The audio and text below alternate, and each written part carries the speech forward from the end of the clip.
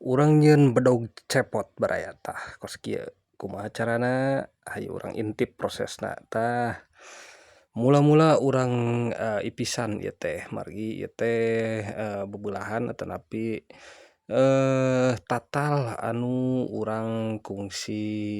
naon ngabakalan wayang gitu tah ieu teh lumayan baraya tong dipiceunan anu karandel kieu mah. Kumargi ieu teh tiasa dijantenkeun bedog gitu da ieu mah kaina kai pule baraya benten sareang kai albasia anu pori-porina galalede gitu janten ieu mah sae ayeuna urang garis urang pola keur perahna oge keur sarangkana da ieu mah aksesorisnya tiasa naon dicabut si bedogna teh janten ieu mah minangka kitu we saumur-umur teh teu dicabut-cabut bedogna teh gitu ieu mah mung aksesoris gitu. Tah ayeuna urang ragajian saterusna diragaji urang kadekan deui ieu teh proses ngabakalan ieu ge bakal baraya pokona anu kieu-kieu mah disebatna teh ngabakalan baraya arek wayang ke arek aksesorisna tah saterusna kitu mah urang keureut urang rautan baraya urang tuturkeun pola-pola anu tadi pola kasarna urang tuturkeun urang perhalus ku ieu perkakas nu langkung alitnya da fungsina ieu teh keur memperhalus nya keureuten gitu janten upami dikadekan wae mah da meureunan kasar gitu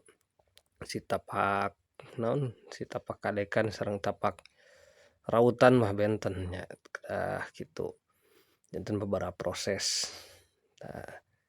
tos wae urang bentuk isi perahna sangkan serasi gitu sareng sarangkana tah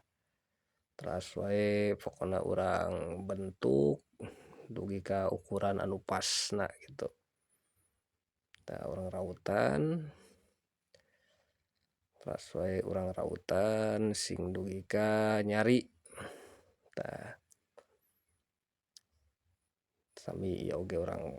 perkecil tah dina warangkana ayeuna urang fokus kana warangka atanapi sarangka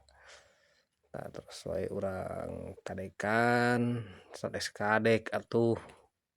raut tah urang rautan gitu baraya nah nya kitu teh sok balelolnya baraya upami nuju nyarios kieu teh hapunten deui baraya nya tah teras wae urang keureuten ieu teh sing dugi ka leucir ieu teh da saleresna engke oge bakal dihamplas baraya bakal dihamplas bakal diperhalus deui tapi leuwih hade urang perhalus ti ayeuna ngarah ke ngahamplasna teh henteu tarahal teuing gitu.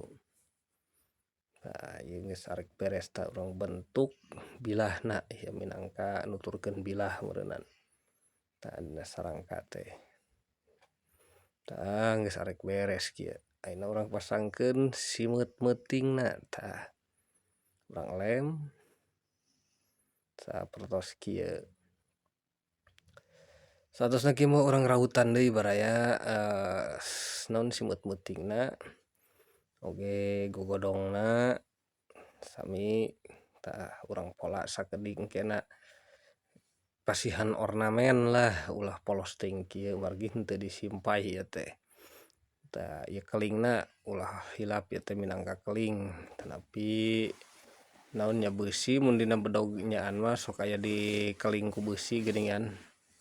tah ieu ge urang minangkana urang damelkeun kos kitu tah ayeuna urang damelkeun aksesoris atanapi sanes aksesoris atunya ornamen lah ornamen dina warangka tah kirang langkung sapertos kieu tah baraya hatur nuhun parantos nongton dugi kaberes ya baraya sakali deui hatur nuhun cag.